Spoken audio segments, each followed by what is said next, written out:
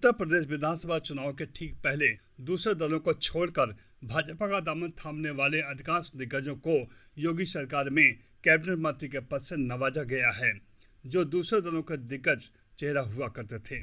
दिलचस्प बात यह है कि इनमें से कई कभी बीजेपी की तीखी आलोचना किया करते थे। उनके भाषणों में बीजेपी के खिलाफ नफरत साफ झलकती थी। इनमें से एक नाम है रीता बहुगुणा जोशी का, जो कभी कांग्रेस के दिग्गज और कद्दावर नेता हुआ करती थीं। वे उत्तर प्रदेश विधानसभा चुनाव से पहले बीजेपी में शामिल हो गईं और बाद में लखनऊ की कैंट सीट से मुलायम सिंह यादव की छोटी बहू अपर्णा यादव को उन्होंने पराजित किया और अब वे योगी मंत्रिमंडल में कैबिनेट मंत्री बन गई हैं। मायावती के थिंक टैंक माने जाने वाले स्वामी प्रसाद मौर्य कभी बीएसपी के कद्दावर नेता थे। अचानक मायावती से दूरियां बढ़ी और वे बीजेपी में शामिल हो गए। बाद में पडरौना सीट से विधायक बने। अब वे योगी मंत्रिमंडल में कैबिनेट मंत्री हैं। नंद गोपाल गुप्ता उर्फ नंदी 2007 में बीएसपी से चुनाव लड़कर विधानसभा पहुंचे थे। मायावती सरकार में मंत्री भी रह चुके हैं। चुनाव से ठीक पहले वे बीजेपी में आए और इलाहाबाद दक्षिण से जीतकर कैबिनेट मंत्री बन गए हैं।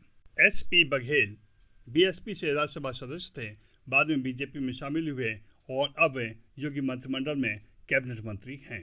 दारा सिंह चौहान बीएसपी से एक बार लोकसभा और 2 बार राज्यसभा सदस्य रह चुके हैं। वे बीजेपी में शामिल हुए, मधुबन सीट से चुनाव लड़ा और जीत गए। अब वे कैबिनेट मंत्री हैं। लखनऊ विश्वविद्यालय में छात्र संघ से राजनीति शुरू करने वाले ब्रजेश पाठक बीजेपी में शामिल हुए और लखनऊ मध्य से चुनाव जीतकर कैबिनेट मंत्री बन गए हैं।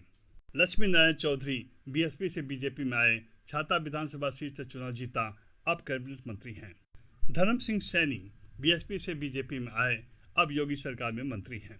अनिल राजभर सपा से बीजेपी में गए, बनारस की शिवपुर विधानसभा सीट से चुनाव लड़ा और जीते, अब वे मंत्री हैं।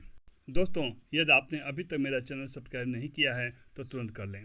ताज़ा अपडेट्स आपको लगातार मिलते रहेंगे। बाय बाय दोस्तों, फिर मिलेंगे एक नए वीडियो के साथ।